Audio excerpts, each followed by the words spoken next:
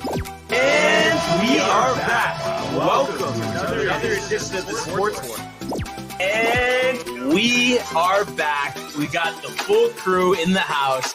That is what it's all about. The Yankees, out of any team in the league, are the best equipped to handle a blow like this. I think there is a higher power at play here. He's due law of averages. That dude is the ultimate scrub. It's trash. Yeah. Every person you have in there is fucking trash. Next game, you're going to see a big performance. You can see it in the end of the game, and I'm totally stoked and excited for this. And we are back. Welcome to another edition of the Sports Sport. And today, it's the Barnes, Michael, Tony, Renee in the vicinity, Matthew from wherever he is.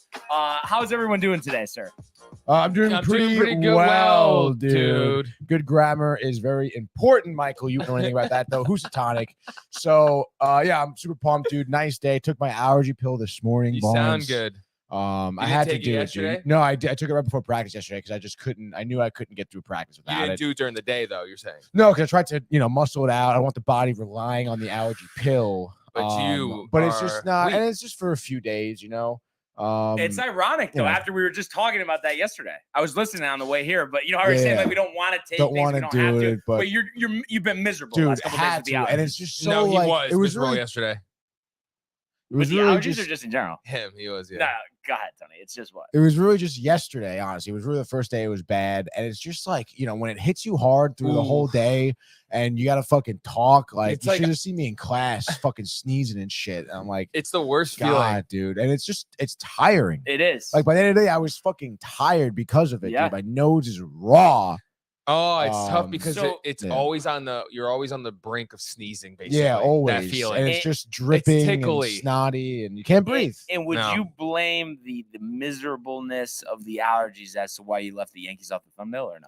No, I left the Yankees off the thumbnail just because of the storylines. I didn't think they deserved to be on it. So the a gutty storylines 4-3 around the win league. with the bases loaded. They get a strikeout to win the game, but that's not worth it. I think He's tight. A gutty, 5-2 victory against the Padres. How is a 5-2 victory big- against the Padres? Big better than- revenge spot for the Mets in general for, obviously the wild card series last season. What are you talking Not to mention just a great all-around effort but from even the that- entire team. Not to with the say, pitching and Tony, everything. but not to say that wasn't a good win, but then why'd you put the NBA on there? You don't even like the NBA. Oh, Is no, it but just- again, just I to get mean, me tight? Is that the reason? No, because again, like as a good producer will do, As a good producer. you highlight the big storylines of this of the sports around the of world, sports. which obviously Islanders clinching NHL playoff spot, big. The Bulls winning their playing game, big. Yo, Bulls winning the DeMar Nats in the DeRozan's East. daughter. Well, you know what, dude? Fucking the Yankees beating the Cleveland Guardians isn't really important at all. So He's- just winning, their fourth straight series opened the season for the fifth time in franchise history. Like we said before the show, over 100 years in business. But no, that's not a big deal.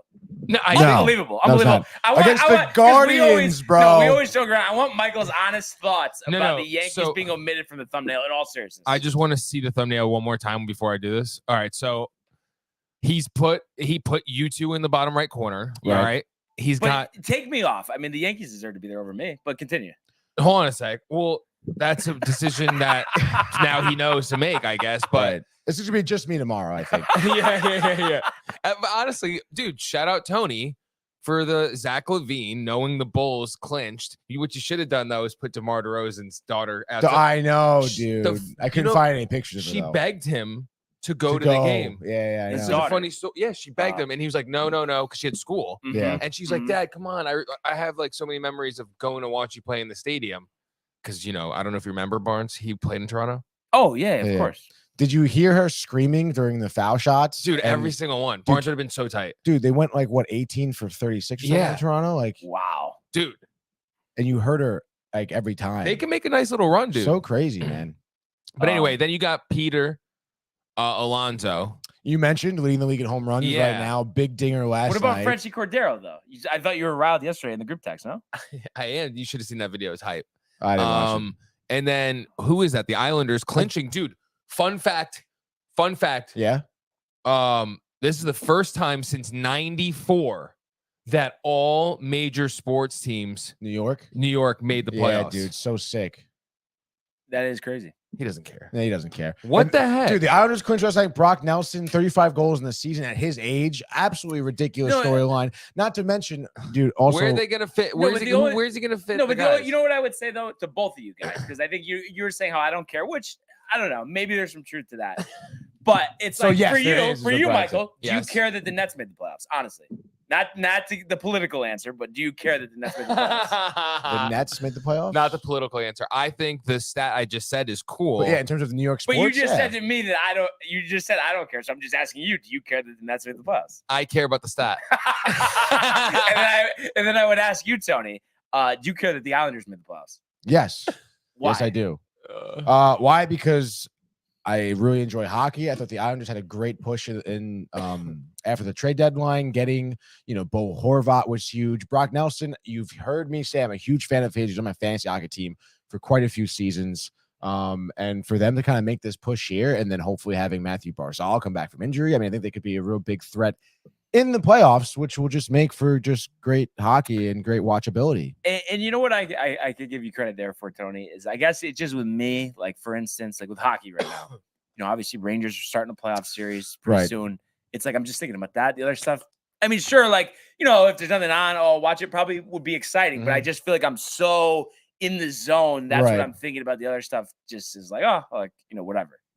Which No, you yeah, obviously I already mean, know. of Right, course, but- right. But it's just, I don't know, dude. I mean, even like, honestly, I think 2 days ago, Jay and I after practice were watching like the Oilers Avalanche game. Yeah. And it was like such an exciting, it was 1-1 tied up. There were chances going back and forth. The pendulum A was lot of swinging. talented players, of course. And well, yeah, and then not to mention like these are playoff implications. This could be a matchup we see in the playoffs. A rematchup of the Western Conference Finals last season too. Like, I mean, it's just great storylines, like great play. It makes for such exciting, again, like viewership, dude. I mean, love it. Playoff hockey is so good. I am excited for the Rangers, that's for sure. We got a bunch of stuff to get to, but before we do that, if we could just update us on our comments. Yes. So Chris Ortega says she definitely helped the Bulls out being a distraction. That's DeRozan's daughter. Absolutely, dude. And then we have Buffer saying, "Hey fellas, your thoughts on the Phillies ring ceremony for losing the World Series to the Astros?"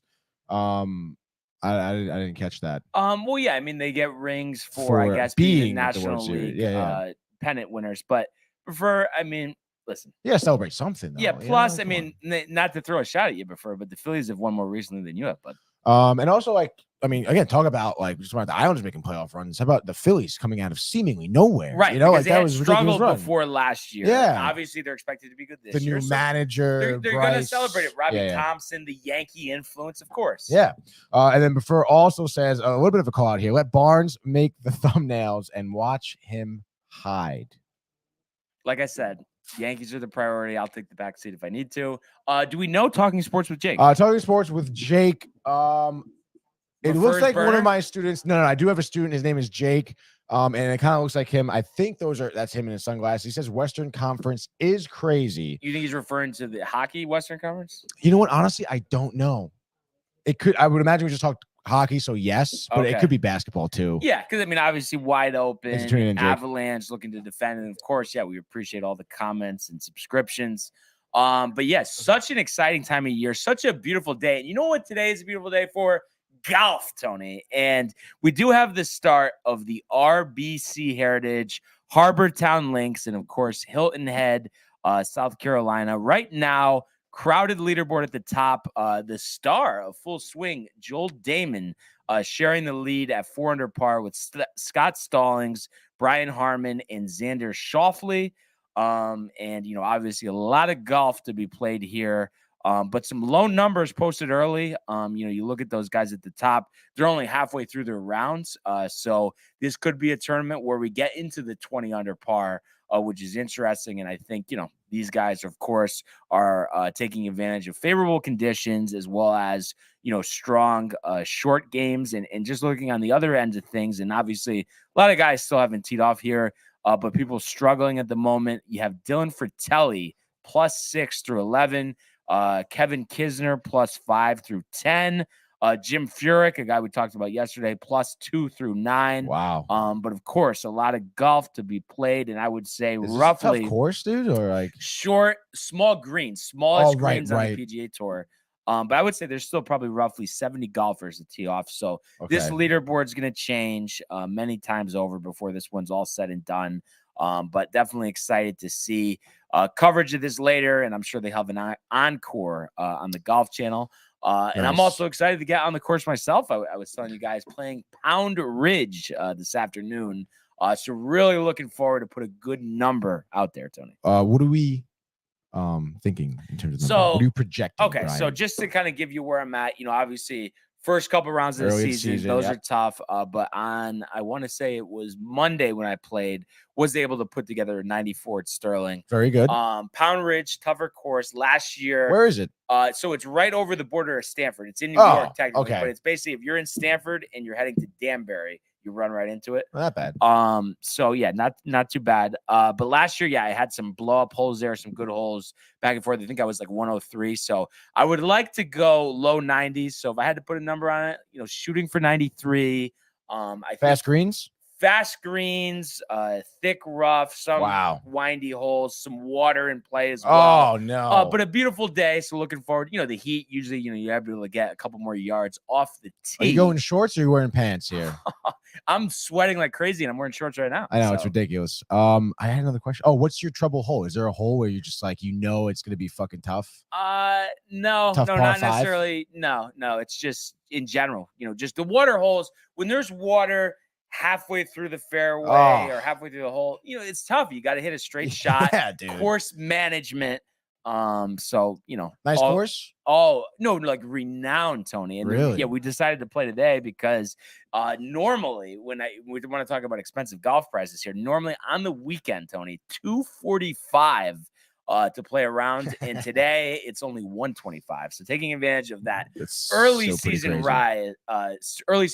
Yeah, so that's cool. Are we going foursome? What do we got? We were gonna go foursome.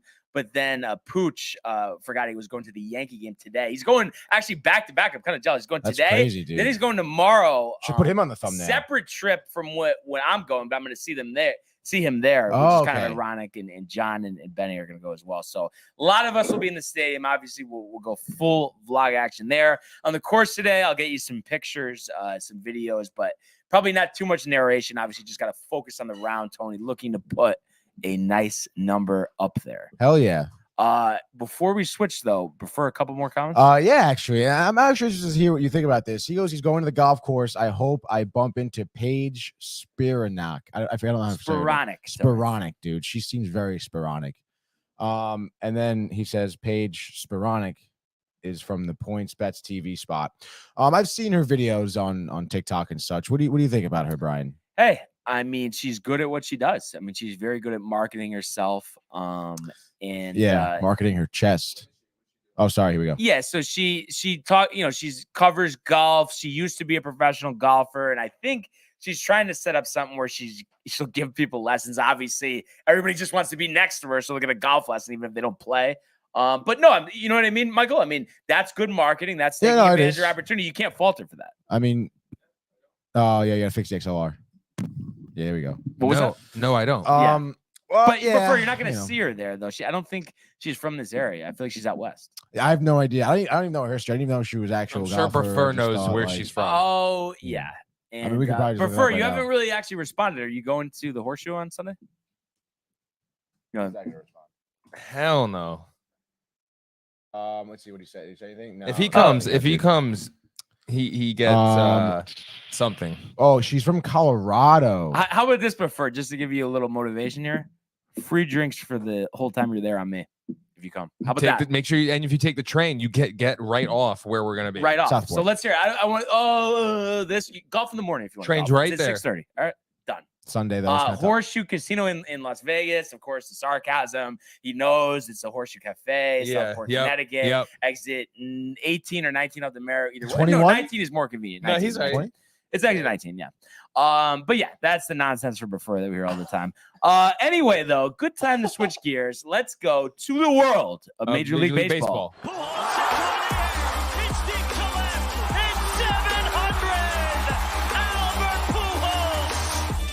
What a play! Stop it, Skip! And Alonso cracks one of the Mets win the ball game! Out of sight! And it works at 100 miles an hour. 14 strikeout. Drove deep to left field. There it goes. See ya.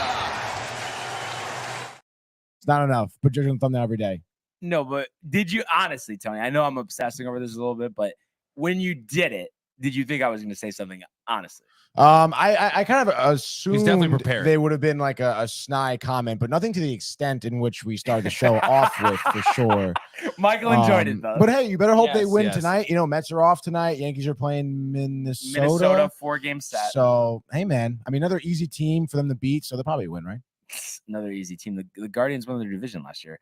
stop Anyway, it, dude. Tony. What is their division? The Yankees did, like I said in the open, did win their 4th consecutive series to start the season, a 4-3 victory over the Cleveland Guardians. And this game was so exciting, really back and forth. And what I was really proud of is the fact that they battled back for the 2nd consecutive game in a row. And this is coming on the heels, like I said yesterday, of that series opener where you got a runner on third, you could tie the game, there's no outs, and then, like I said, you go check, swing, strikeout. This one, you had Clark Schmidt pitching, and we've talked in nauseum, Tony, about how Clark Schmidt doesn't seem like he's going to be a member of this rotation too much longer. Yeah. He proved that yesterday once again, getting into trouble early. He allowed single to Naylor to score Stephen Kwan in the first, as well as Josh Bell's single. So it was 2-0. He was able to kind of skate out of trouble after that. And then in the third, he goes, a home run to Rosario to make it 3-0 Guardians. So you're staring a 3-0 hole in the face. You're 3 innings into the game. And to that point, they had a Anthony Volpe double. And other than that, they hadn't really had many hits. So it was like, geez, is this going to be a tough afternoon? This is where that streak ends? But fortunately, the 5th inning, they were able to rally. You had Kyle Higashioka, a single to center that scored Oswaldo Cabrera. And I was cracking up because I was in the car for some of this game yesterday, and John Sterling and Susan Waldman kept referring to Cabrera as Orlando Cabrera. I don't know where they got that from. And he's one of their favorites. I mean, no, because I don't usually harp on them, but that's something easy. He's been on the team for a while. What are you doing? You like Susan? I think I'm just with the Yankees. It's the same thing with Michael Kay. Like Michael Kay radio. Oh, can't stand, but I'm just used to him on the Yankee game. Yeah. Used to John and Susan on the baseball broadcast. Yeah, so he is not bad doing doing the Yankees. Did you hear what he was saying about Tiger Woods Oh, after the Masters? Michael Kay? Yeah. About how it's ridiculous that he's like trying to walk the course anyway, and he thinks it's so stupid that they have to do that anyway. Like they have to do that. And it's like, that's like, come on, dude, it's hard to take him seriously with anything. It other is, than the dude. It's Yankees. kind of ridiculous. Bad take on him. So, as I was saying, Higgy gets the single, scores Cabrera, and actually scores IKF as well due to a throwing error. So they made it 3-2 Guardians, and they held them right there. So other than that, we had Marinaccio and King come in. They held the Guardians at bay. And then in the 7th inning, who else? He's been absolutely on a tear recently, but Franchi Cordero hits his 4th home run as a Yankee, his 11th RBI. The 11 Ribbies, I believe, lead the team. So that made it 3-3. So a 3-3 game. 7th and 8th inning, scoreless innings. Wandy Peralta has a nice, clean 8th inning. So we go to the 9th inning, and that's where the Yankees, were fortunately able to put a rally together. And just to give you an idea of, how this one started out, so you had Rizzo fly out to center. Stanton actually an infield single. He's able to reach due to a throwing error. He's able to advance to second. They pinch run Gleyber Torres, who had the day off for him. Franchi Cordero actually struck out. So you had 2 outs. Oswaldo Cabrera up, comes up clutch, like we've seen Oswaldo Cabrera come up clutch, the last, going back to last season, scores Gleyber Torres to make it 4-3. IKF grounds out. And then it was funny. I texted Matt right after this happened. I was losing my mind. I was in the car for the bottom of the 9th inning. So it's like Clay Holmes is in. He gets the first pitch he throws. He gets a Josh Bell ground out, Tony. So I'm like, 2 outs to go. It's gonna be a nice, easy, relaxing inning. And then he has 2 strikes on Will Brennan. Hits him on a pitch, the sinker, a lot of movement. So that stuff happens. And then John was calling it like it was a double play ball. So I thought, okay, the game's going to be over. Miles Straw, from last year, of course, with the fans in the outfield, grounds into a fielder's choice, and he was safe at first. So that makes it 2 outs. And then Clay Holmes just completely loses the strike. So I want to say out of 10 pitches, he throws 2 for strikes, walks Oscar Gonzalez and Stephen Kwan back to back. So bases loaded. And then you have former Met great Ahmad Rosario up. Ball 1, strike 1, ball 2, strike 2, and fortunately, strike 3. He gets him to chase a ball outside on the sinker, tough bite, and the Yankees win the game 4-3. So like I had said before we started talking about this game, so nice to see them battle back, hang in there. Clay Holmes, I really in the car, I was like, he's going to blow it. I know he's going to blow it. I've seen this too many times before. And what was big too, before the final out was made, Anthony Rizzo, the good clubhouse guy that he is, I know Michael doesn't see that, came up to the mound, said, you got this. Sure enough, he gets the strikeout. Yankees go to 8-4 on the season, winning their first 4 series of the year, heading into a 4-game set with the Minnesota Twins over this long weekend. And all in all, you just have to be happy. A day where you thought you were going to score more runs. You weren't able to do that, but you got guys like Frenchie Cordero, Oswaldo Cabrera, not Judge, Stanton, Rizzo, producing, giving you big hits. So that was just very good to see, very nice to see. And the fact too that after the ineptitude of Clark Schmidt, who went 4 innings, 6 hits, 3 runs, 1 walk, 3 strikeouts, allowed that home run. You had 5 scoreless innings out of the pen between Marinaccio, Michael King, Wandy Peralta, and then Clay Holmes. So it's just something that you feel really good about, and it just gets me really excited for this series with Minnesota. I think that's a series we, at the minimum, will win 3 out of 4, if possibly sweep, 4-game sweep, which is pretty impressive, of course. You look about the dominance over the Twins. I want to say the winning percentage falls somewhere between 700 and 800, Tony, since 2002. We've absolutely dismantled the Minnesota Twins. I know there's some talent on the team. Obviously, Correa, Buxton, just to name a couple of guys. And it'll be interesting to see how many FU Correas we get in the stands. I'm sure it's going to be a plenty when I'm there tomorrow. But, of course, we will see. So I was talking to you, obviously, before the show. I know you were kind of naysaying it a little bit. But this morning, just thinking about this win and the Yankees in general. Just so excited for this season. The postseason. I know we're far away from there, but there's really nothing like it. And I really do feel like, they have the guys in place, and we'll see, when Carlos Rodon, he'll add to this, but just the intensity that you want to see out of a team. I feel like the Yankees have really shown that in the early going, and that's what you need into the postseason. You need teams to fear you. You can't have the Houston Astros chuckling at the fact that they're facing you. They're not worried at all. And I really think it's going to be a completely different outcome this year because of those things. And I know, he's struggled up to this point, but I think Anthony Volpe will play a big role in that. And I like him in the leadoff spot because I just think instead of batting him 9th, and I know, vice versa, you have LeMahieu after him if he's batting 9th, but I like the fact ahead of Judge, they're not going to walk him. They're going to give him pitches to hit. So that's going to give him a good opportunity to produce. Obviously, he can get on. He can steal a bag. He had 50 in the minor leagues last year. So I'm excited about that. And Oswaldo Cabrera did come up big in the playoffs last year, that big home run in Cleveland. So I just think them two, their bat speed, I think they're going to be big. I think DJ LeMahieu being healthy is so big, something we didn't have last year. We saw what Harrison Bader did last year in the playoffs. And then you combine the fact, too, that you have a hot Judge, a hot Stanton, a hot Rizzo. You get all those things. You have Carlos Rodon yelling on the mound, fired up. Garrett Cole, same deal. We know how Nestor is. Louis as your 4th starter. I just feel so good about it. And I'm so excited to watch this team day in and day out. And yesterday was just so pumped, so exciting. I was so pumped, and I'm so excited for this weekend. I'm so excited to go to the game tomorrow and next week. Like I said, breaking that April record, Tony, 4 games in April. Have you ever been able to do that for the Mets? No. Would be nice though, no? It would be great, dude. Yeah. Especially one when we day. have weather like this. Yeah. One day, 1 year, it'll be 10 games in April, dude. Wow. But of course, we'll have some nice footage of that as well.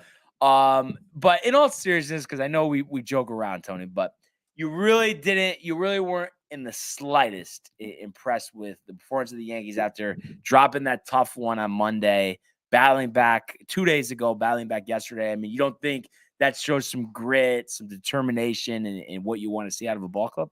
No, yeah. I mean, like you said, it is the good, I guess, traits of a champion team in terms of just kind of grinding out wins. But I still think you should have like a higher bar set. I mean, I think in terms of what you're looking at. I mean, yeah, like, we mentioned about Schmidt, and it's like, like I said, I was a fan of him, and I think he has good stuff, but I'm expecting more out of him. I understand. Yeah, he's a reliever. He's a reliever. He definitely is. I know. I don't know. I looked at him and I almost saw like a Seth Lugo role, a guy who can really be put anywhere, who can be like a starter out of the pen and kind of give you like 4 or 5 decent innings. And then, when you got your starters coming back healthy, you can go back to the pen and still be a great setup guy, a guy who can close out a game if you need to. So that's kind of what I was envisioning, and that's kind of what I thought. Again, like, I mentioned even in his first start where I expected a lot from him, I'm still a big fan of his. So that was kind of disappointing. And I don't know. I just, I feel like their lineup too could do some more damage. I mean, I understand, like games don't always go your way. Guys don't always, stay hot and they go on little cold streaks and stuff. And it was a win. A win is a win is a win. But just more expectations, I guess. I think a good place to start. 4 straight series, and 7-3, obviously over the 10 games there, and homestand. We know how well they typically play at home, so definitely excited for that. We get Brito gonna go for 3-0 to start his major league career against Joe Ryan. That's a 7:05 game. Talking more about that in a second. And before we get to the Mets win from yesterday, a couple more comments. Yes. We talking sports with Jake is back. One more, actually. You want to go before that one? Go prefer. Well, let's just do Jake first, then we'll do all prefer. Yeah. Okay. He says, I can't stand Sterling or Susan. And I hear that a lot from Yankees. I know, it is a little tough, dude. You know what it is for me? Obviously, when Sterling's like, deep to the left. Oh, he caught it. Oh, my God, so funny. I get that, but Tony, for me, his home run calls, when someone absolutely clobbers one or the Yankees hit back-to-back home runs, it's so exciting. That's the type of energy that you need no matter where you're looking for it. So that's what it does for me. I just think about the Yankees having success with Sterling going nuts, Sterling calling a walk-off. And every time the Yankees have a walk-off hit, walk-off homer, or someone, hits a couple home runs or whatever the case may be, an exciting play, the first thing I think of is I can't wait to hear the Sterling call. Yes. Ichiro? What'd you say? You got to have energy in this business. Sterling. Oh, Sterling. I mean, Michael Kay, I think Sterling would be a better TV guy. Obviously, he's aged, the travel, all of that. So he's unable to do that. You think so? Hey, he's like 84. No, he could do it. I mean, he could do it, but that's just how it's going to be. But talking sports with Jake, completely get it. Yeah. And it's more too. That's how I grew up. Late 90s, the early tradition, 2000s. Dude. Sterling was on the call from Yankee Stadium. Just hearing that.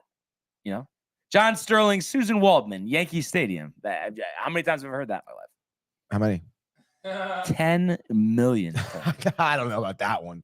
But first, as some say, you never want to meet your heroes. I can't make the Horseshoe Cafe because I don't want to be disappointed. But come on, Michael. I know you haven't gone in on Prefer in a while, but it's complete nonsense, and you know it. So you almost don't even need to respond. I could just tell you recognize it. It's this, it's that. It's so weird. Like, just don't even bother. Prefer. It makes me think it's someone we know. It's Cosner. I really think so. I don't know who it is, but you called it at first. I know. Unless PJ thinks he's funny. DJ PJ? No. Oh, God. Prefer also goes on to say Carlos Correa's back spasm has been keeping him out of Twins games. However, he expects to play today. Yeah, well. So we'll see, dude. Go ahead, play. We're gonna strike you out 3 times. And he says hard to be impressed by the Yankees when Tampa Bay and the Blue Jays have the are same killing record, it, and dude. obviously the Rays have had the weakest schedule in MLB history to start a season, But they're still and they've 12 beaten and every 0. team. Yeah, I'll gladly play them in the first round of the playoffs. Bring it on, Tony. As the Mets too. Love to sweep them in the World You want to play them in Series. the first round of the playoffs? I mean, But first, says my if we picks could. today: Twins, Blue Jays, Tampa Bay Rays. Ha ha ha for the 100th day in a row, prefer. Anyway, Tony, let's talk Mets big win. That's why Alonso It's made the just sad, thumbnail. Before we want you to come and hang. Yeah, and you're just You know? you're just being weak. You're being a little bit of a weasel, but it's all right. That got Renee laughing. Yeah, nice to get Renee in the mix. Yeah, she's so serious lately. Let's move on now. Let's go to the Mets here. Well, usually she's got headphones in. Now she True. can really hear everything fully. So. Anywho, Mets had a big win against the Padres, 5-2. You know, tough series here at home. You know, the implications we've gone over, you know, kind of a rematch of the wild card series from last season in which the Padres won, right? So we had Tyler McGill against Blake Snell on the mounds here. Tyler McGill, again, talking about what happened last season. He did have a start against the Padres in the wild card, did not do well. Was hit on, you know, a lot, specifically by Juan Soto, who we know as a Padre, I want to say has seen McGill the most, being on the Nationals, right? So he kind of had his number a little bit, you know, in the wild card series, and it had his number a little bit yesterday, excuse me, because in the top of the first, Soto has a 2-run homer. He cracks an absolute bomb, 453 feet. And you look at what McGill was looking at. We talked about him attacking the upper part of the strike zone when he was pitching against Miami, which he did really well, you know, kind of locking up batters. You know, he kind of starts Soto off here with a nice 4-seamer fastball going 94 miles an hour around the middle of the plate. And Soto just kind of takes that first pitch, you know, as typically a lot of batters do, they take it. But he kind of recognized, like, hey, that's kind of in my wheelhouse. It was like at his waist, maybe a little bit lower, but close to the middle of the plate. And then McGill, again, just Soto being the good batter that he is just watching the pitches here. Throws 3 balls, excuse me. And then he goes back to that 4-seamer that Soto was at that point waiting on. And it was waste over the middle of the plate. You know, absolutely just licking his chops was Juan Soto. Bread and butter there. And McGill kind of having a tough first inning, but ends up getting out of it, was able to settle down. And then, you know, you're speaking of Blake Snell here. You go to the bottom of the second here. We're going to take you through some of the scoring here. Nimmo doubles to like left field, left center. Soto and Grissom, was out there in center field. And I don't know, they both ran towards the ball, and there was just a complete miscommunication. Each guy thought the other one was getting for it. They both end up stopping. Ball drops. Tommy Pham, who was on base, got a nice single and then stole second, I think, for his second steal of the year. I want to say Mets, I think, are like 10 for 12. Or something like that. Wow. Yeah, they've been, you know, being very aggressive on the base, Like most teams. Yeah, with the rule changes, you know, Yeah. we've seen that a lot, but also being successful. You know, Tommy Pham actually, I thought looked really good. He used to be a good base stealer back in the day. Yeah. It hasn't the last couple of years, but Right. the base is kind of getting him back there. But I think, yeah, maybe a little bit of a revitalization here with him stealing some bags, as you saw that last night. And then, like I said, you know, Nimmo was able to capitalize on the miscommunication in the outfield. Nice double for him with an RBI. Now we're going bottom of the third here. Lindor gets the home run off of Snell. A nice solo shot here to tie the Mets now at that point, 2-2. That was just a great, you know, like inside outside swing from Lindor, able to pull that ball into left field. It was off a 4-seam fastball off of Snell, who was struggling, you know, a little bit to locate some pitches. Specifically, his fastball was looking pretty hittable. And then up to the bottom of the fifth here, speaking of Snell's 4-seam fastball, Alonso cranks one 431 feet off of Snell. Major League home run leader with 6 home runs. I believe he has 12 RBIs, batting 250 right now. Looking pretty good for the Mets, which I do enjoy that. I think he was a little tight. You know, I mentioned his couple poor plays the other night against the Padres. But nonetheless, you know, Snell pitched him 3 4-seam fastballs. 2 of them were balls. And then that third one was almost identical to what McGill gave Soto. And, of course, Alonso answers back there. to put the Mets up 3-2. And then bottom of the sixth, Snell still on the mound here. Nimmo gets a 2 RBI single as Escobar and Nito had scored. I think Escobar had reached on a little bloop, like ground ball. Snell couldn't play it, something like that. And then Nimmo here batting really well as the leadoff hitter. Was able to get 2 RBIs on a single. So you love to see that. That was off of a Snell changeup, by the way. So great job by Nimmo, kind of sitting changeup as opposed to thinking, oh, he's just going to keep throwing me 4-seam fastballs. And then bottom of the seventh, kind of get a little more insurance here. You had a nice 2 RBI single by Tommy Pham, who was able Sounds like Tony Pham. It does, right? So funny. Who was able to kind of combat Honeywell's changeup. A young reliever for the Padres, but no, is it? But he was on the Rays, wasn't he? Yeah, Brett Honeywell. Yeah. Okay, I didn't know he's still young. I don't know why I was thinking he was around for a while, but I think he's like my age. Oh, okay, right? Yeah, and he's not. There's no way he's in his 30s. Yeah, actually, I guess he hasn't been around that long. So yeah, he was able to again sit and change up. Love to see that out of Tommy Pham. Kind of just great job by him, kind of sitting off speed pitches, and then to go over the pitchers here, Tyler McGill's final line: 5 innings, 3 hits, 2 earned runs, 3 walks, 3 Ks, threw only 81 pitches. So why do you think they did that? Like, why not give him more 100 pitches? I just think like going through the lineup twice. I mean, Soto kind of had his number. It was a tight game here, and I think a player even like a batter like Machado, he's been struggling against too. He did strike out Soto, I think, in the 5th. I was mentioning him, relying on that fastball to blow by Soto, attacking in the upper part of the strike zone. He just missed his mark, I think, in that first inning by kind of having that ball too low. And then he finally, he found that fastball and he kind of, put Soto in the dirt with a strikeout. I want to say in the 5th with, finding that rising fastball, attacking, higher up in the strike zone. And Soto just, kind of swung under it. But I just think maybe Buck was a little bit nervous. And have Soto lineup again. And of course, you have the bullpen to rely on. Rayleigh did decent. You had Drew Smith, who again, another pitcher who we've talked about, just like relying so much on the fastball. I feel like he got into some trouble. I'm looking at all plays. I'm trying to go. There was one inning where it was just like not good. But yeah, Drew Smith came in. He struck out Nola in the 6th, but again, like he just relies on his fastball so much. And I talked about it before, just not mixing up any off-speed pitches. But he did all right. And then I did actually want to talk about Robertson, who had a great 8th inning. I told you, dude, he's been so good. His knuckle curve, he comes out against Ender Bogaerts, looking to his cutter, who was kind of, Bogaerts being the hitter that he is, was kind of on top of that cutter, fouling off a few pitches. And then finally Bogaerts gives him a slider that just was hanging over the middle of the plate. Bogaerts singles. What is that? It's that fucking monitor, bro. What? It's you. Oh, really? Yeah. Wow. Oh, yeah. Why? Because you talk and move over there, I'm and not there's doing like anything. shit going on. Like I'm not gonna You're like the have one who you has on. your monitor playing stuff. All right, dude. That's kind of weird, though. I wonder why that is. No, yeah, we're all copacetic.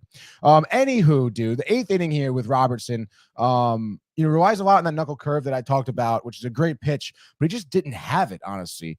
I would mention, Machado singled. Where was that? I'm all in a dither now. Machado single for Robertson. 8th inning for Robertson. Yeah, top of the 8th. So not Machado. Bogaerts singles, Cronenworth singles. Oh, Carpenter struck out. Dude, he's done. He really is, dude. It was a 1-2-3 at bat too. It was brutal. And then Cruz singles, and then obviously here, Robertson's in a little bit of a struggle, and he just had no confidence in knuckle curve. And then all of a sudden, Odor is up, and he just finds his knuckle curve. It's got great. Odor. I know, but still, like to still be able to have the confidence to go to it, goes to his cutter, which he struggled with as well, throwing a lot of balls in this inning with his cutter. And then finally, he just finds a knuckle curve, and it just drops so much significantly. Looks like it's going somewhere over the plate, and it just drops. And he was able just to kind of have a really tough at bat against Odor, find the strikeout to end the inning. So ends up, looking like he, gives up 2 hits, in a little bit of trouble, but gives up no earned runs there. So absolutely great job for him. And then Ottavino comes in the 9th, looking great too to close out. So you have to kind of have that type of, I guess, variety in having Robertson or Ottavino either close out or set up the 9th, which is a great look for the bullpen for the Mets. And like I said, the hitting was great last night. You love how Alonso's on a little bit of a heater here. A Lindor too. The way Nimmo was hitting Tommy Pham. I mean, I think all around, just great job by the lineup. Nimmo was 3 for 5, Alonso 2 for 3, Pham 2 for 3 at the DH spot. So that's great right there. Escobar kind of continues to struggle a little bit, swinging at sliders blown away from Blake Snell. It's Buck like can't get enough of him though. I mean, he's a great clubhouse guy. He really is a really good third baseman too. He's great defensively, which, you bring someone up for the minors, looking at Brett Beatty, that's something where you're going to suffer his defense with him at third base. So, and again, it seems like other players like him. If you can find his bat at the plate, that would be great. But again, I mean, with Beatty continuing to do well at the plate in the minors, I mean, I think the clock is ticking here. On Escobar. Certainly the patience of the Met fan base is kind of dwindling as well. He's Aaron Hicks. He's Josh Donaldson. Basically, again, the only thing he has on Beatty is his defense, which is something important you want in third base. But I think, and I understand, Padres series 2, pretty important, a good team you want to do well against. But I think, maybe against the A's, maybe it's time to bring Beatty up and try him out a little bit. Yeah. I mean, I think that's a no-brainer. And it's interesting, too, what you said in regards to Robertson and Ottavino.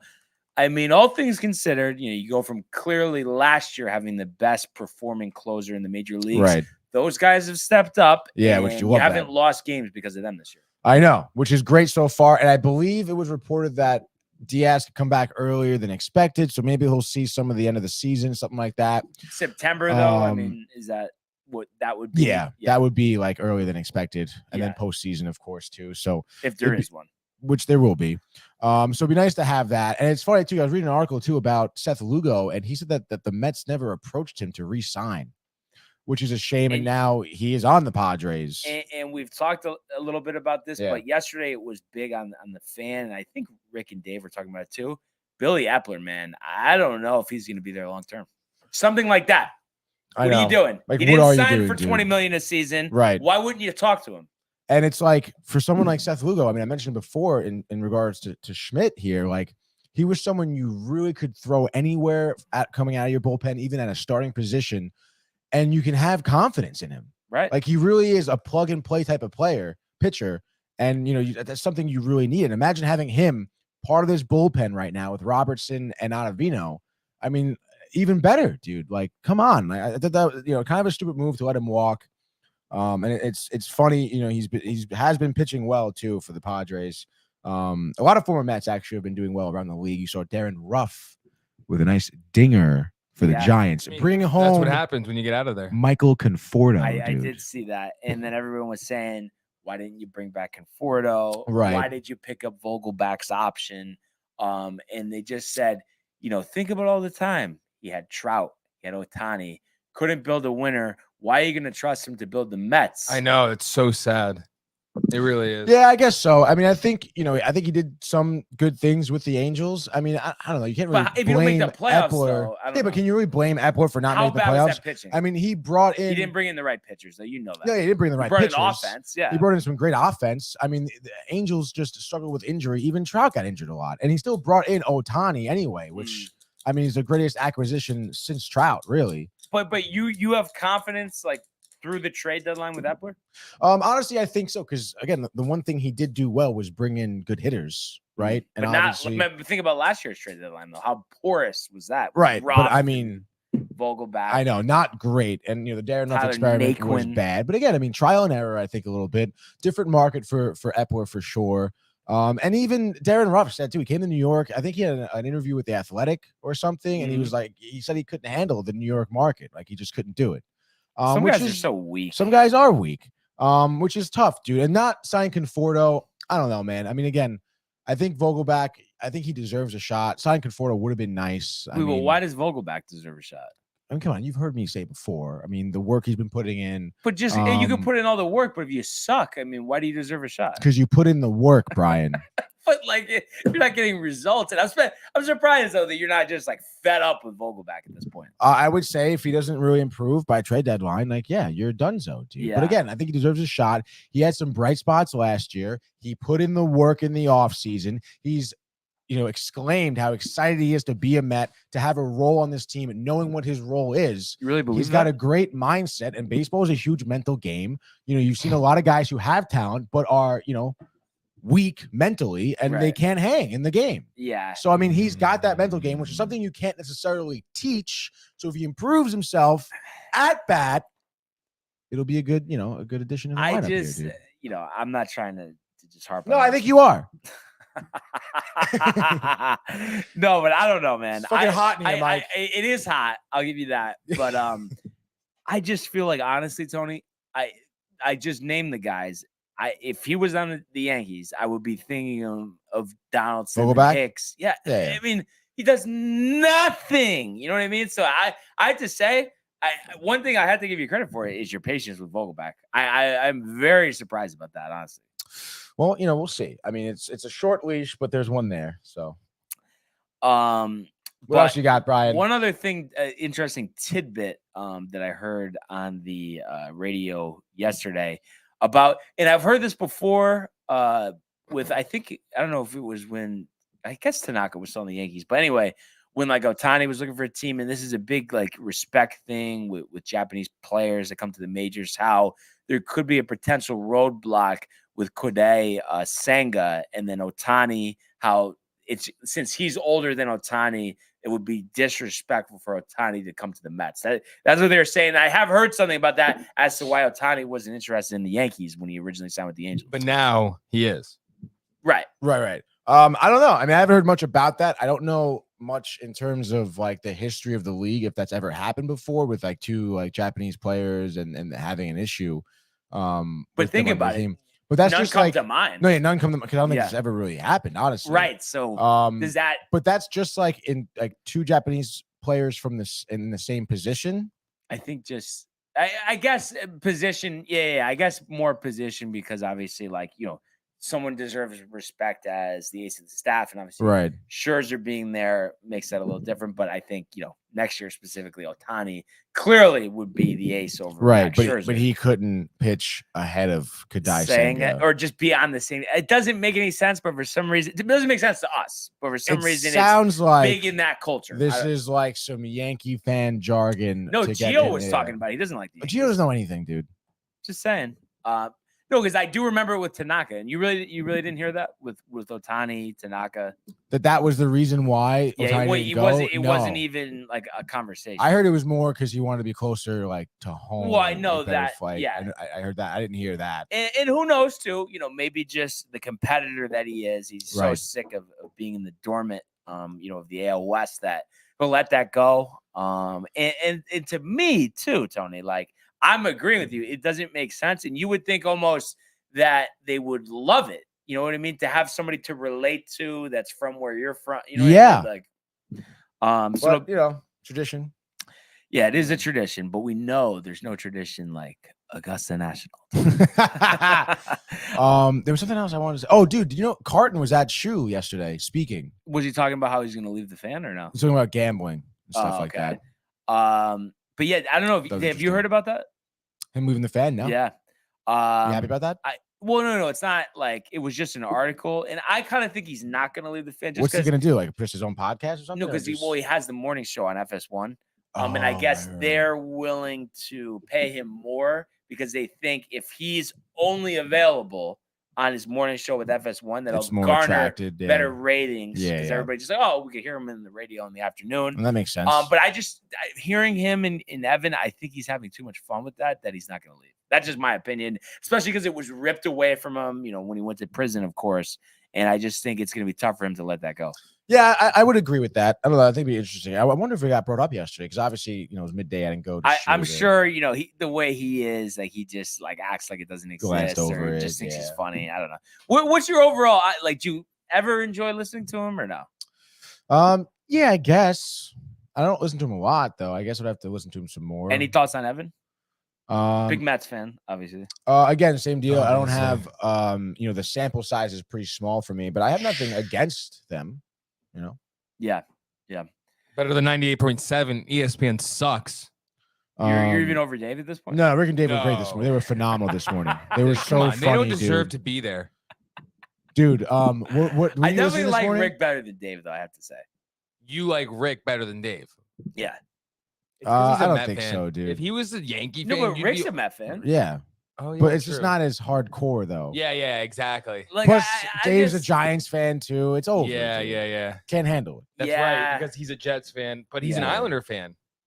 Because Rick? he played there, yeah. Yeah, exactly. He's a hockey fan, is what he is, dude.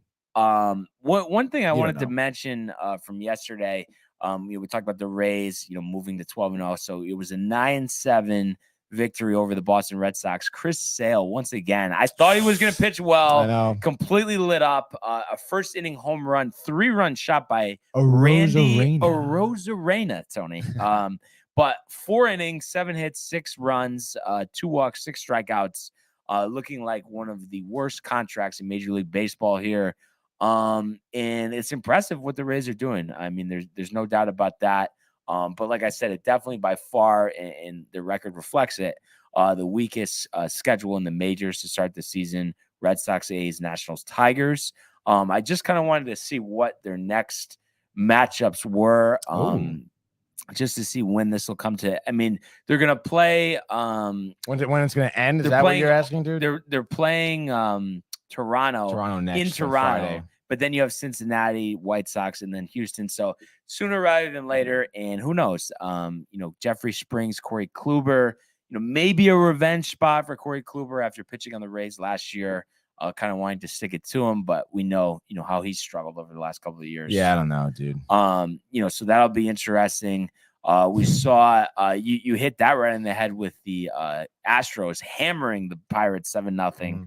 Of course, your buddy Rich Hill struggling a wee bit there. I know, couldn't hang, could not hang, dude. And I just wanted to see if there was really. Oh, he did pitch 6 innings though, 2 earned runs, 2 walks. The walks. You know what we actually got to do? I was doing this earlier, and then I guess I just forgot to update it, Tony. If you could just offer a little help on the results from yesterday. Sure. Let me just one quick comment yeah. though. Ryan McNeil, one of my students, the Sale deal is the worst in the league, he says, dude. What about Josh Donaldson? I don't Aaron know. Hicks? I think No, Chris it's more Sale, money, though. Yeah, I get it. yeah. I get it. Brutal, Pitcher, you're dude. expecting a Break lot. your hand in the dugout. Of course. All right. So Red Sox lost, and then the Braves won. Braves No? won 5-4. Yep. Okay, so I picked up 2 because I had the Yankees as well. So I have 15 points. You had the Mets, which is 1. You Yeah. had the Angels, which is 2. Yep. And then you had the Astros, which is 3. Yes. Oh, wow. So you're going to go to 16. Yeah. Solo leader, 16-15, Tony. Let's go, baby. So obviously you're pumped about that. Obviously. And then I guess it's a good segue into our picks for today. And I just was trying to pull up quantity wise. 7 games looks like. 7 games. All right. So our Yeah. typical 3. What are you starting out with? Man, tough matchups. I mentioned the Mets are off. Get a little nice rest day before their series against Oakland. And I'm just looking here. I mean, I feel like Nick Martinez gets undecided for Milwaukee here. I know I could go. Oh man, sitting with the Rays, so tough there, so tough. Oh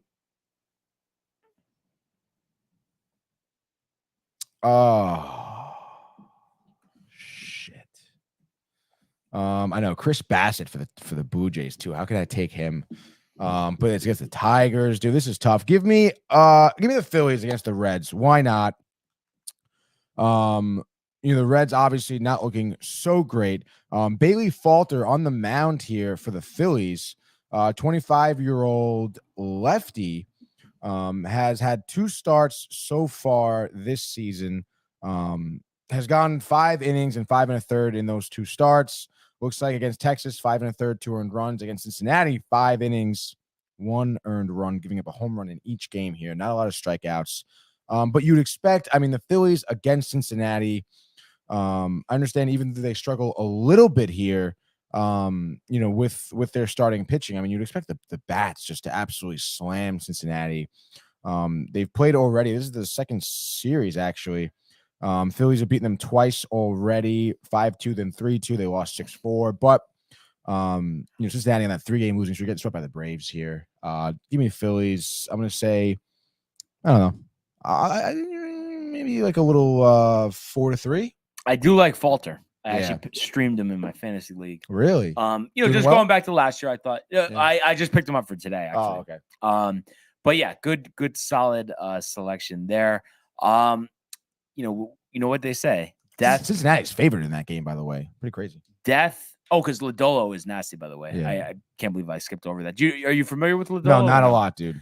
I think his last start, because he's on one of my 18-team league. He's my best pitcher. Actually, he had like 12 strikeouts last start. Wow. So younger, yeah. he's like 24 against 25 the years Phillies, actually. 7 innings, 2 walks, 3 hits, 12 Are you Ks. bugging a little bit?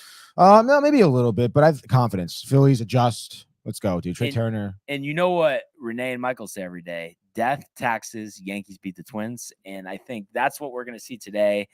Renee loved that one. She's really cheesing today. 2 for Renee. But we got Brito versus Joe shirt. Ryan. Brito, obviously, impressive start to his career. Went 5 scoreless in each of his first 2 starts. I saw him live in his first start, and he actually was Tony notices the little things. I was supposed to. I actually didn't notice that as well. I was going to comment on that. The new shirt, right? Why are you trying to take my thunder? But you haven't Here's worn my it thunder. much. This is my thunder. This is Brian, and he just fucking takes it away, dude. I thought we were a team, Tony. We're a team. Oh, now we're the team. But yeah, I saw Brito live, and I was supposed to see him tomorrow, actually. But because Michael King pitched 2 innings yesterday, they were going to have him be an opener today. They just go with Brito. Nestor tomorrow, but I'm obviously happy with seeing Nestor. But Brito couldn't have impressed me more in the early going, and I expect him to have success with the Twins here today. And Joe Ryan opposing him, and he had a solid year last year, off to a decent start this year, 2-0, 3.75. But I know the Yankees are very familiar with the Twins. They know what it takes to beat them. I think Brito, we're going to get a little more length out of him this time. Let's call it 6 innings, and we will give him 2 earned runs, and I want to say 5 strikeouts. Offensively, I think we're going to see Stanton and Judge each go deep. We're going to see DJ LeMahieu and Anthony Volpe with 2 hits apiece. Runs aplenty. I think, maybe it'll take the second time in the order to get going. But by the 4th inning, I want to say the Yankees are going to be up 4-0, and will eventually win this one 8-3 over the Minnesota Twins to open up this series, leading into tomorrow's game, which I am actually real pumped about. And we'll let you know about this. Hopefully we can get it. But we might be able to add to the Downtime collection a Tino Martinez bobblehead. How do you feel about that, Michael? It's a giveaway tomorrow. Well, I'm sorry. Tino? You're a Tino guy, no? I love Tino. Yeah, I'm saying it's Tino bobblehead day tomorrow. So you're going to get one? I should be able to get 2 because I'm sure Sam isn't going to care about her Ask her bobblehead. if she'll donate it to the room. Oh, yeah, I'm sure she will. And plus, honestly, I love there's Tino. no way that she's going to want it anyway. But in the rare occurrence that she would, I would be happy to donate it here. Obviously, I'll get It'd to be see right it every behind you. day. Yeah, Yeah. exactly. So something to look forward to. I love Tino. He's one of the greatest first basemen ever. No, but that's the intensity, Michael. I know. You know what I mean? You just knew you couldn't hit down that side because if you got past Tino, you had Paul. Yeah. But he was so fired up. I mean, really ready to fight. Literally. Every day. Him and O'Neal, same type of guy. So I just thought that was interesting. This team reminds me of that team. You could feel it. I know you could feel Definitely. it. Yep, exactly. So what do you got for number 2? Pete Alonso kind of is reminding me of, what's his name? Mike. Giambi? No, Mike. Piazza? Yeah. What do you got for me? Dude, this is honestly really tough. You're bugging about Lodolo, I think. No, I'm not. No. I think I'm going to be taking the Orioles here against Oakland. Orioles, the heavy favorite. I'm a little worried, though, because of the pitching matchup. Cole Irvin in there for Baltimore has gotten popped his first 2 starts. I think, giving up like 8 runs, I think, against Boston and then like 5 runs against the other team. Kind of tough here. So a little surprised that they're minus 240 heavy favorites, but I just think Oakland. You talk about who's on the mound for them. Adam Oller. You'll get his 2 starts here. Both losses. Once against LA, 4 2/3, 4 earned runs. Once against Tampa Bay, where it's 5 innings, just 1 earned run. But I just think, obviously, some of the Baltimore lineup have seen Oller. Cedric Mullins is 1 for 2 in his career against him with a home run and an RBI. And then you have someone, like Ryan Mountcastle, who has 5 home runs in the season right now, who's been doing pretty well. Was it 10 RBIs the other night? Yeah, 10. That's ridiculous. He's had 2 home runs against Oller just by himself with 4 ribbies here. And of course, you throw into the mix there Adley Rutschman, who obviously is still developing, but is really a great athlete just in general. So, I mean, that's your 1, 2, and 3 hitters right there. And then, of course, you have Gunnar Henderson, who's pretty solid as well. So much youth on Baltimore. You got to really appreciate that. So give me I would say a pretty decisive win against Oakland here. I'm going to say 6-2. There we go. You mentioned Bassett. I'm actually going to take the bite here. Spencer Turnbull versus Chris Bassett. Turnbull. First start, complete disaster. 3 1/3, 10 hits, 9 earned runs, 4 home runs allowed, no strikeouts or walks. Last game, he gets the win. 6 innings, 2 hits, 3 runs, 2 earned, 1 home run allowed, 5 walks, though, which is a little concerning. But I just think against a weak hitting Detroit team, he should be fine. He also had 5 strikeouts. So I think the Blue Jays have been on a little bit of a run here after a little bit of a tough start to start the season. So I could see their offense kind of going off here. And Bassett, having a similar start to last time, maybe only 1 or 2 walks instead of 5, which will result in a 5-1 victory over the Detroit Tigers. Wow, dude. Third and final. I'll go with the Cards, dude. I was going to take that one. You take Cardinals? Jordan Montgomery. I want to say he's going to pitch 8 shutout innings tonight against Pittsburgh here. I think he's going to be totally dialed in. He's got the beard going, looking really mean, looking good. The 6'6" body. The Cardinals let him throw his fastball. Remember? That's what he said. Yeah. The Yankees didn't let him. No. So I think Monty, obviously happy out of the New York market. We've seen it before with many players here. As I mentioned, 8 innings, no earned runs. Give me 12 Ks out of him. 3 hits given up. Nothing crazy. And then, you look at how their lineup has been. Obviously, Goldschmidt is batting .364 right now. I mean, he's still like reigning MVP. Yeah, absolutely ridiculous. Slugging .523, an OBP of .491. Then you have someone like Nolan Gorman, who's been leading the team in home runs and RBIs. He's 4-10 there, averaging .313. And then you have someone like Nolan Arenado, who's batting .327, 2 home runs. I think he's due for a dinger tonight for sure. Getting that 3rd home run. And of course, so many of these batters just batting really well for average. I mean, it really is like just phenomenal stuff. Their lineup doesn't look to be submitted yet. But the Cards here, who's on a 2-game winning streak here, just beat Colorado back-to-back games, scoring 16 runs total in those 2 games.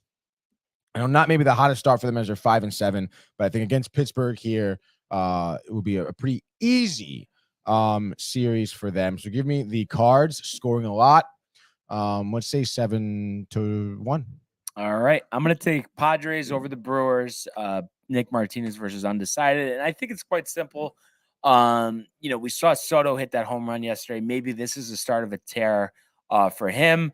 And I just, Padres have been back and forth all season to start here 7-6. And I think this is where they get going. I would imagine Brewers maybe go bullpen game here. So I think their offense will be hot early. Maybe Machado and Soto both going deep.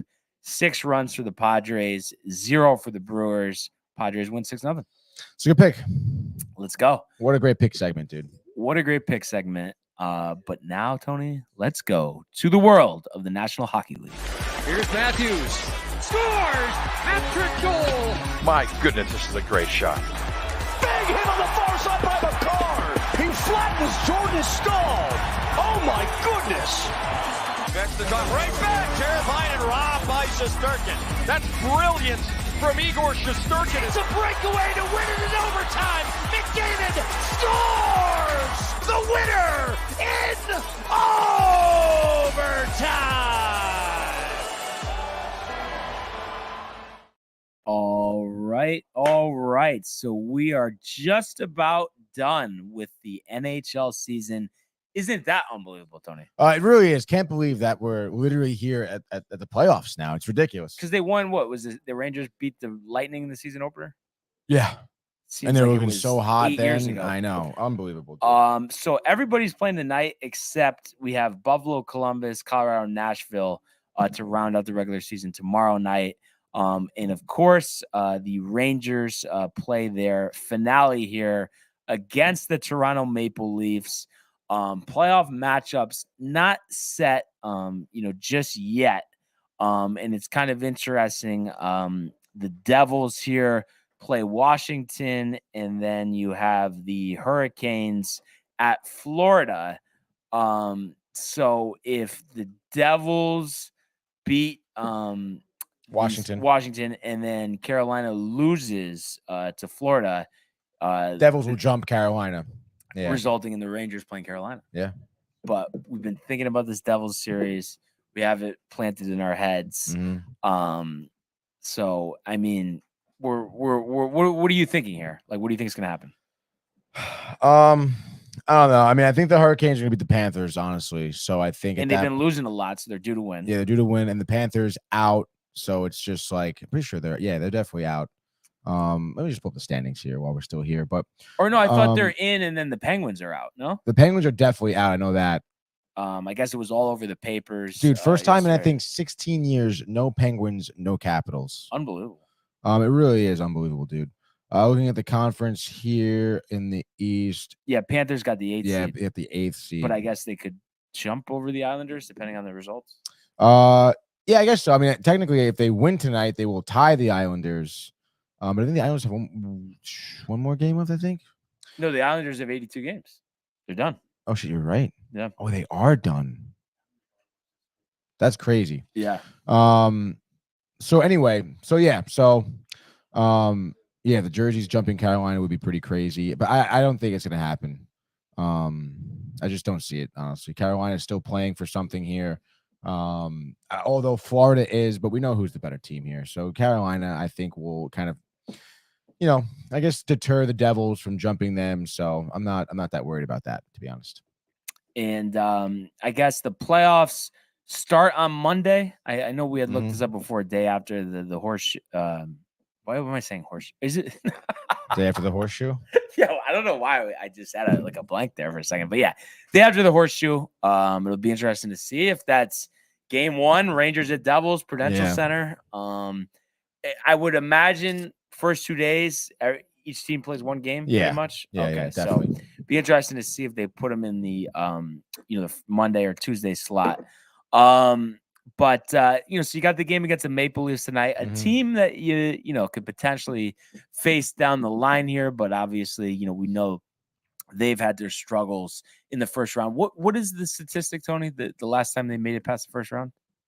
Oh, geez. I don't know. It's a stat department situation. Yeah. Let's see.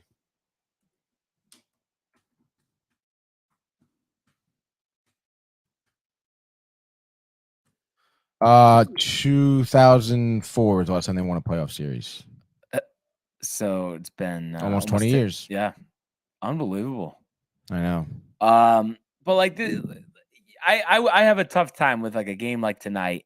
I mean, you can't move up in the standings. I mean, what do you do? How do you approach it?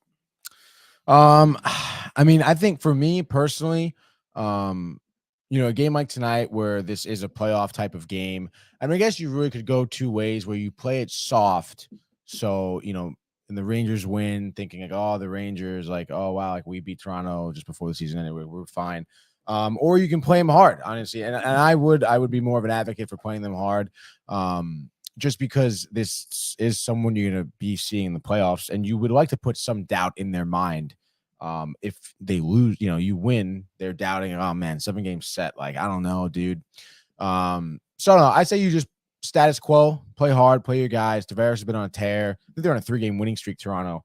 So yeah, like I said, start your guys, play them hard. Maybe you can separate some minutes, have your fourth line get some more reps in. But other than that, dude, yeah, status quo. And some numbers, players are going for. And also there's actually a good amount of players. I don't know if this is just common in the NHL. Like is it common for guys to play 82 games? Like, or has it waned it all over the years, or is it kind of versus any other sport? It's still a pretty much a commonplace if you're healthy. Yeah, I mean, as far as I know, because I mean, I don't think it doesn't happen as often because injuries happen so much. Mm-hmm. But if you're not injured, you're playing 82 games. There is no like load management or anything like that. Because Panarin, Zibanejad, Fox, Trocheck, Kakko, Goudreau, Trouba have all played 81 games. That's awesome. And then in terms of stats, Panarin sits at 91 points, and if he were to get 2 goals, that would give him 30 for the season. Zibanejad sitting on 39 goals. I'm sure he'd love to get 40, and he's also 1 point behind Panarin, so going for team lead with points there. Love it, dude. Fox is 1 assist away from 60. Kreider, his follow-up after his 50-goal season last year, 36 with 54 points. Kind of what I expected, to be honest. I don't know if you thought he would be into the 40s, or did you kind of see him? No, here? I mean, I definitely anticipated a damper on the amount of goals, especially with the acquisitions we've had too. I mean, there's just not enough pucks to go around. Yeah. I mean, still has a great season, dude. Yeah. So just interesting looking at those things. So we'll see if they can achieve those benchmarks. Oh yeah, dude. What do you think will be achieved first? You think Mika? Yeah. I mean, 1 goal for him. He's jacked up. Yeah, the crowd's dude. gonna be going nuts. You could see it. It'd be interesting to see if they start Shesterkin. I'm kind of thinking that they will be in that playoffs. Don't start till Monday. What's your guess there? Yes. So it'd be his 59th start of the season. That's 37 up, 13 down. It's a great record. He's had. Why am I not seeing shutouts? 3, I think, on the season. I could be wrong. Let's see. Shesterkin shutouts. Oh, are they not on the general like ESPN sorted stats? I don't see it. Are you kidding me, dude? Oh, 3 shutouts. You're right. I went to his player card. Okay, nice. Now 59 starts. I mean, did you expect that going into the season, or because last year was 53, 35 the year before that, 12 the year before that? Right. Oh yeah, definitely. I think the 35 season that Georgiev, he was injured. Shesterkin was injured too for an extended period of time. So, and you'd expect to with a backup goaltender like Halak. I mean, it's no more like like who's gonna be the starter. Like there's a noticeable difference in their level of play for sure. I mean, age is the first thing that comes to mind. Quickness, speed, whatever. So you'd expect him to get the bulk of the starts. And again, I mean, for someone like him, coming off such a season he had last year, you want to get him as much looks as possible. Just keep him warm, keep him ready to go. And what do you feel like the 19-point difference in save percentage? Did you feel like that was reflected with Shesterkin this season? He went from 935 to 916. Yeah, I think it was. We saw his struggles. I want to say like on the I don't know, this you can say leading up to the halfway mark of the season. We questioned it obviously. But you know what? I think last year, I mean, 935 is a really high save percentage. It's like really like super impressive. Obviously, his accolades from last season. So you expect some drop off, and still for him to kind of find his way. Because I want to say like in his darkest time of the season, we're looking at like a 905 save percentage, I think. Mm-hmm. So for him to kind of bring it back, dial it in, and again against some of those rough stretches against great teams, the tough road trips the Rangers had in that second half of the season, he's looking at this point like he picked up from last season. Yeah, no, I agree there, and hopefully he can bring them, what he did last season, because obviously that was definitely impressive stuff for sure. So, and then it'll be nice too when we're at the Horseshoe. All the playoff matchups will be set. So it'll be nice to kind of preview those, and we'll be talking about a golf champion at the RBC. We'll be talking That'd be some sick, dude. baseball. Hopefully, talking Yeah. about 2 New York wins. You think New York gets a win tonight in hockey? Absolutely. Yes. Any score prediction? I mean, we mentioned Zibanejad. I think he does get an assist there. A goal there. I do think Panarin ends up getting a couple assists though, so I don't think Zibanejad catches him in terms of the points department. But certainly, I mean, that milestone of 40 goals. I mean, you'll have to see that out of Zibanejad. I mean, talk about someone who's, you mentioned him playing. He's in the 82nd game this season. The work he puts in, the talent that he has. I mean, it'd be great to see him hit that mark for sure, and I think he will. And then I think our fourth line's been doing really well. The Goudreau, Mott, and Jimmy Vesey line has been doing really well too. And I mentioned maybe Gallant getting some more time in there on the ice for the fourth line, just giving your first, second lines a little bit of a rest here. So I'm hoping to see Tyler Mott with another goal tonight. Let's go. Yeah, I'm gonna say 1-0. Zibanejad, his 40th. Shesterkin, 4th shutout. Padding the numbers. That would be sick. I would love the Shesterkin shutout. Can't wait to see what the Garden looks like for playoff time. If we could, sir, just sprint to the world of the National Basketball Association. The Bulls LeBron James at the buzzer.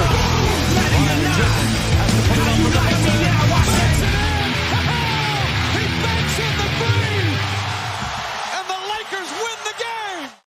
All right. So the play-in tournament continuing last night, and before we just talk about that quickly, Michael, I feel like I know what you're going to say here, but me personally think the play-in is stupid. Stupid. Right? I mean, it's just like you're in the 7th seed, you're in the 8th seed. Why do you need to play for it to give teams that did worse than you? Do you like money? Exactly. Matthew. First game. Where is Matthew? We today? saw the Bulls 109-105 over the Toronto Raptors, and this was a game that Toronto led by 19 points. So this ends their season. Nick Nurse already kind of talking about possibly stepping away. Of course, he was at the helm when they won that championship with Kawhi. But how we got there, I mean, DeRozan had a nice game. We talked about his daughter in the crowd, distracting the players, all of that. 23 you're not about that? 23 points, 7 rebounds. And then Zach LaVine, 39 points for the Bulls. So that really, they did the majority of the damage. Siakam for Toronto had 32 and 9. You had 26 out of Van Fleet. But it is interesting. And I know, Lonzo Ball really not playing the last couple of years has contributed to this. And I know Bulls won. They'll have a shot, with the 8th seed against Miami tomorrow. But I just feel like since this team has been put together, DeRozan, Vucevic, Caruso, LaVine, obviously Lonzo, when he's healthy, pretty disappointing. Playoffs, right? Say that again? You know why they made the playoffs, though? I kind of think we need to be bold. Bulls this year. Why? Patrick Beverly. But I'm coming for blood, Michael. You can't deny it. 3 points, 1 of 5 from the It's floor. not about that. I can't stand him. He's a though. Draymond. Yeah, I was just gonna say Warm that. it up, toast it up. But I don't know. They had a hot start last year. I thought they were gonna make a run. Obviously, didn't happen. Same thing this year.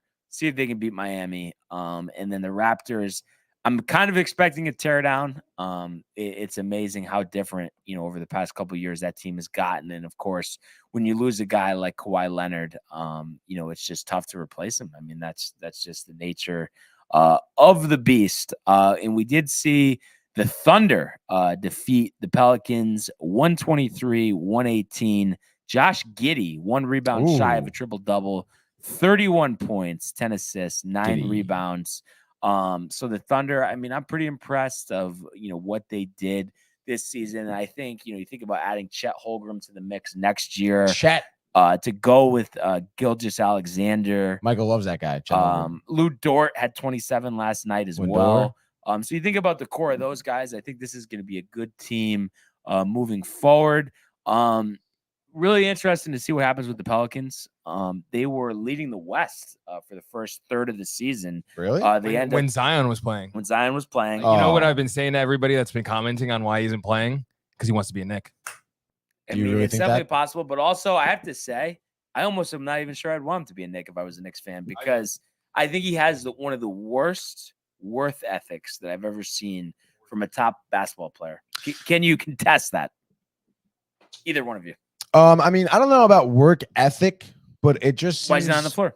You know, if you want to be on the floor, get there. Well, yeah, but it seems like he's injured, right? When we talking He about... just said, no, I just need to feel like Zion again. I'm healthy physical. I just need to feel like Zion. That's what he said, dude? That is the weakest thing, Tony, I've ever heard. And I know that would piss you off. That's like, rip up the contract and fire him, put him on the street. Yeah. Honestly, fired. You're fired. Can you fire a player like that? You should be able to, especially if you got over $100 million contract. Yeah, and he's saying that he just doesn't feel like himself. Yeah, I mean, you're fired. You're not concerned that he might pull that in the Big Apple, Michael? Yo, Mike, I'm not gonna come in for the next 3 months because I don't feel like myself. He would never do that. He wants to be with RJ. He wants to be in the Mecca. He wants to bring a real championship to a real team. I mean, they shouldn't even be there. I hope we see that. Wow. I honestly hope we see that. But it'll be interesting to see what they do. Does Brandon Ingram stay? What about CJ McCollum as well? And the Thunder, I like I was mentioning, I think, next year they're really going to be a force. And it's like, tell me I'm wrong here, Michael, but I think they are set up, and especially you think about adding a draft pick this year, to be at the same point where they were when they had the original Thunder team with Durant, with Westbrook, and when they gave the Lakers some trouble in the first round of the playoffs. 100%. So I'm excited to see that. I love Gilgeous-Alexander. 100%. So we are almost ready for the playoffs. Just have the two playing games tomorrow. You know what was crazy too? I was listening to the radio, and I guess, of course, Stephen A. saying it, and Dog, I guess, agree with him. But if the Heat tomorrow lose to the Bulls, that Eric Spoelstra could be on the hot seat. But then they were on Tom Byrne on Mad Dog Radio was saying that's ridiculous. Just because, disappointing season, haven't done anything. Oh, so the Heat are still in technically? Yeah, they play the Bulls tomorrow for the 8th seed. That's how it works, huh? Yeah. Oh my gosh! That's wait, so really? I felt bad for Udonis. I hope the Heat win. Let's go. They probably will. But do you think Spoelstra's a good coach or not? Yeah. But what about just the? But what about what?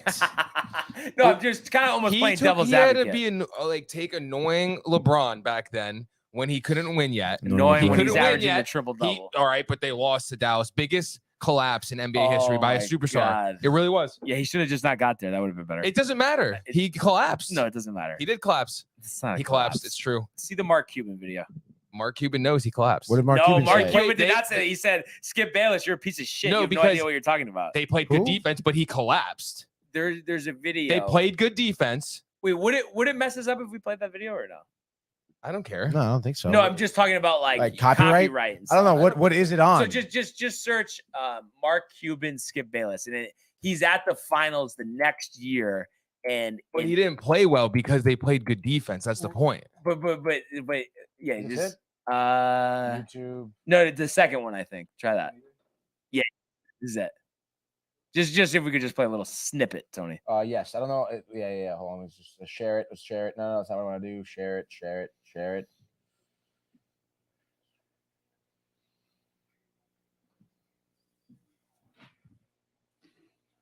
Should it be in? Yeah, boy.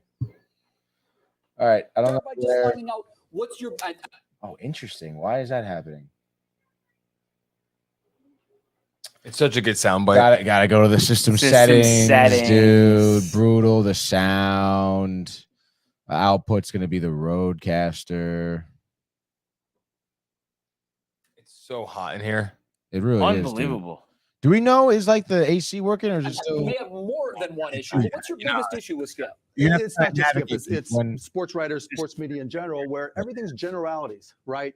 Excruciating pressure. What the hell is that, right? It was excruciating pressure. That's what it was. That meaning what, Skip? Meaning that you personally watched up close and personal what LeBron went through last year against your Dallas Mavericks. Was it not the biggest collapse of a superstar that we've ever witnessed on a finals or championship stage? No. I mean, first of all, it's a team game, right? You guys like to talk in complete generalities where no one can question you, right?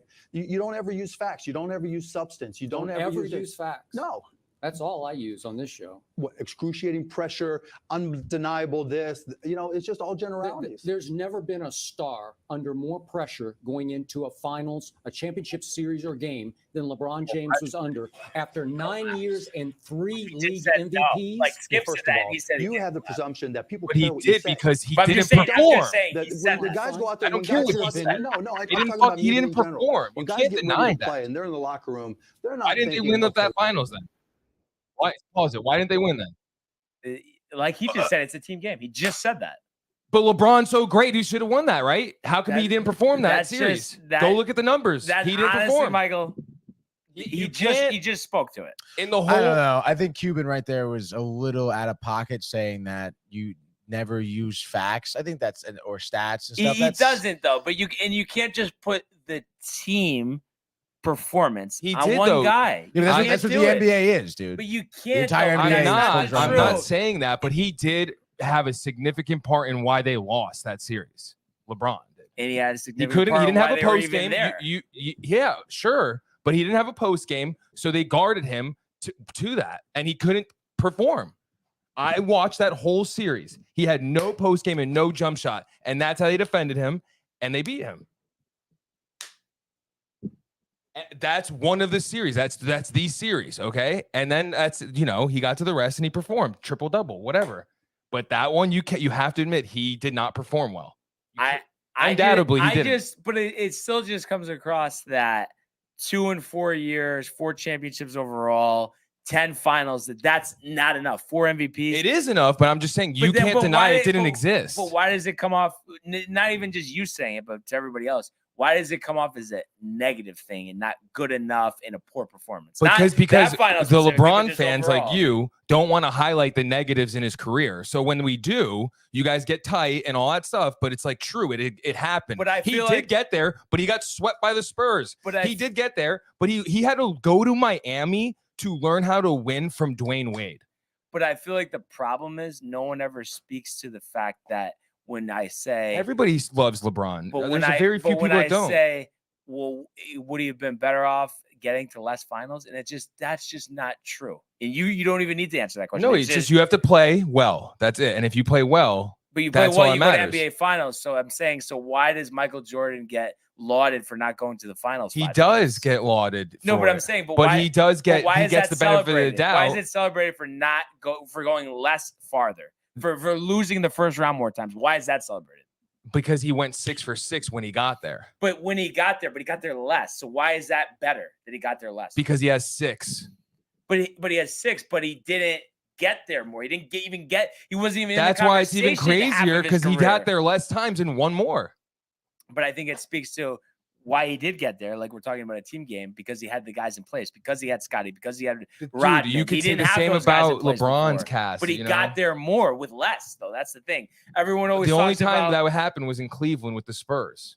and That I mean, first look when at, he was 23. Like I give him credit for that, but he wasn't good enough. But look at what he did the last year he was on the Cavs. That team was in shambles. That when was he got yeah. there. I agree. But I'm saying, But they had Jordan Kevin Love and didn't have the Kyrie. ability to do that though. Those guys were injured though. Kevin Love was injured.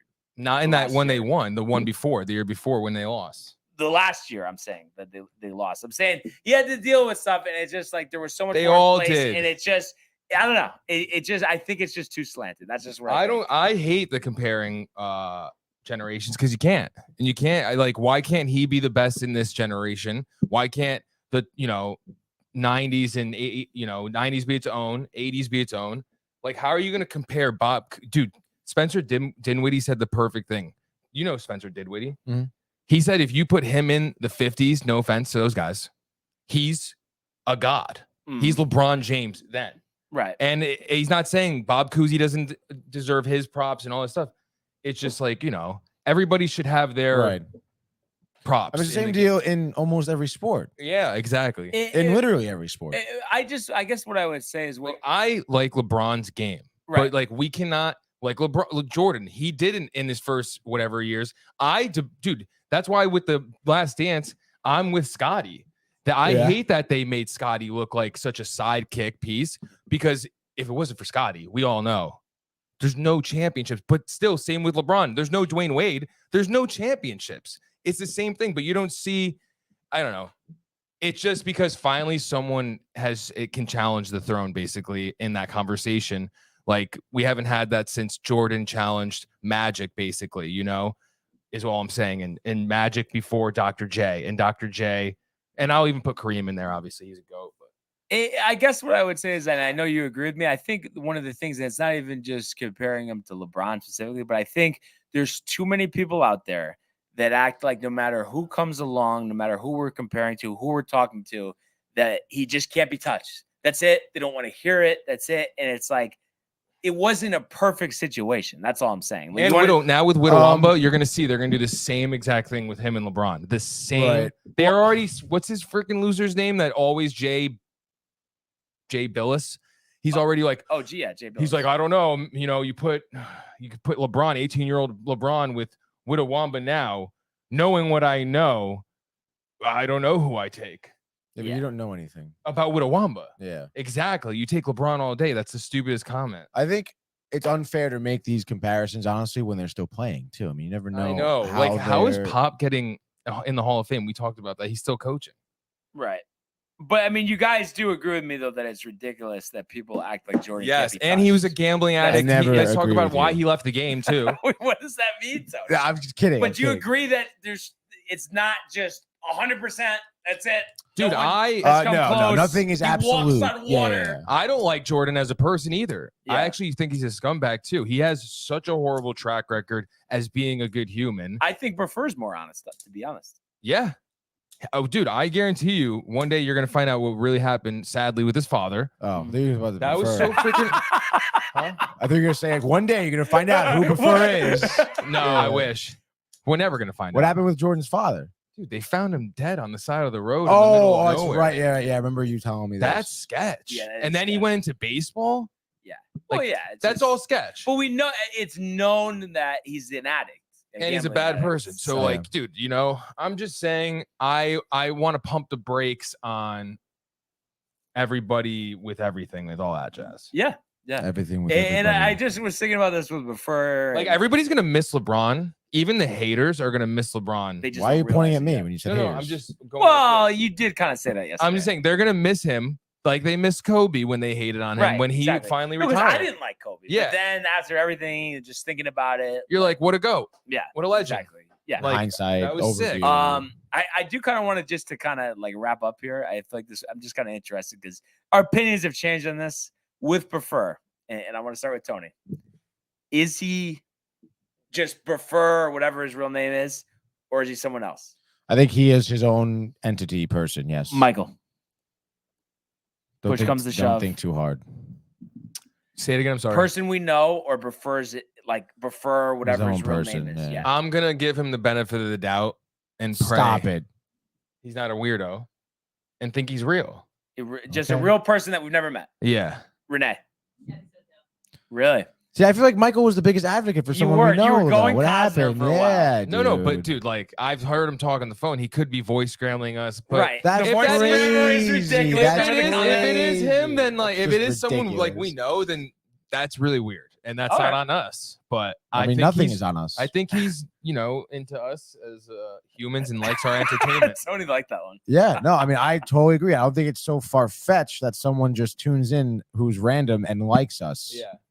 But why is he so reluctant to meet up?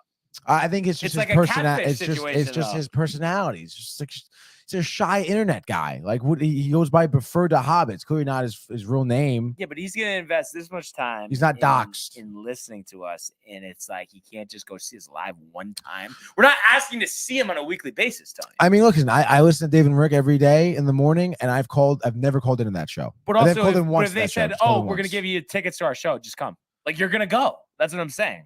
Well, yeah, but that's a little bit different, I think. Why?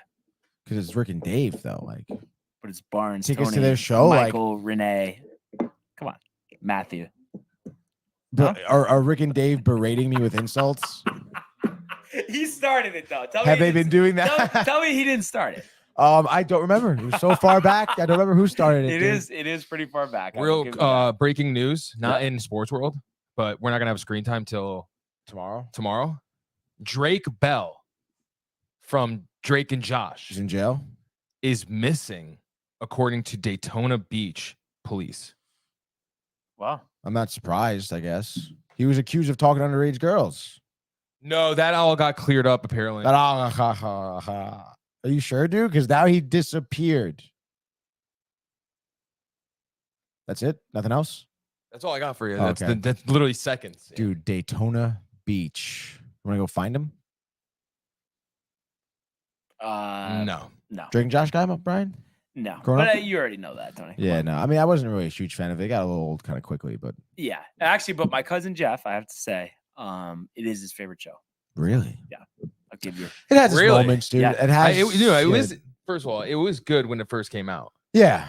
Like once, that, they were funny. Once Josh got skinny. Yeah, it was over. And then they were like older, and now they're like dating girls and shit. It's like I don't care about that, dude. I'm not just there yet. I just want the shenanigans. I don't want the girls. Ew. Yeah. But other than that, fellas, anything on the way out here? Yeah, sure. Big shout out to Mike for going solo dolo on Screen Time yesterday with the Disney 40th anniversary year. Went through all of our Disney Channel originals. Big Disney Channel original guy over there. Yeah. So it's tough. Good time. Tough going solo on a show, dude. Done it before. Yeah. Wow, dude. Crack your teeth. Go to Dr. O'Shea. Hour-long show. Hour-long show on your own, dude. It's a lot of talking. Your throat's dry. Like you are desperate need of water after that. I did. Dude. I needed it's that. crazy. Yeah, it is tough. You're lightheaded from talking too and not No, breathing in no, as no. much, dude. Crazy, man. I had a nice sandwich after, courtesy of Tony, that he brought for me in the morning, but I didn't get. It was so fire. I turned the eggs and sausages Toast it up, multiple warm it up. times. Oh, nice, Yeah. dude. You took the plastic wrap off? Yes. Good. Watched Can of Worms. It's a Disney Channel original Breakfast that I have not sandwich, seen. Brian. Oh, dude, I'm telling you, like, I've had many different breakfast sandwiches around Connecticut, but there is nothing compares, bar none, second to none, the feeling and the taste you get when you sink your teeth into a sausage, egg, and cheese from Staten Island, specifically one that, we make at home. It's no comparison, Brian. What type of bread? It's a bagel. What type of bagel? Plain. You can do no. I don't do plain. Plain bagels again are delicious. Don't get me wrong, but I like egg, sesame, poppy, egg, everything. I switch it up, dude. Switch it up, toast it up. Yeah, warm it up, toast it up. Nice. That is solid. Oh, dude, I'm hungry right now. I'm gonna have some beets after the show. You should have a piece with us. Beaks? Beets of rustica pie. You ever have it? No, never have. I'm gonna take it out, dude. Warm it up, toast it up. No, eat it cold. Cold. Okay. Yes. But that being said, we just talked about that episode of Screen Time from last night. Check it If out. you missed it, check it out, as well as all of the archives on the YouTube page. Tony, Michael, Renee in costume, all the episodes of Sportsport, of Screen Time, of The Dream is Free, of Gaming Corner, of our vlogs, of the Mighty Morphin Power Rangers, as well as the spring collection, which I did place an order yesterday. What'd so you I'm get? excited. He did. I It's got awesome. your shirt. Sam Nice. got another tie-dyed shirt, so we're excited about What color that. did she get?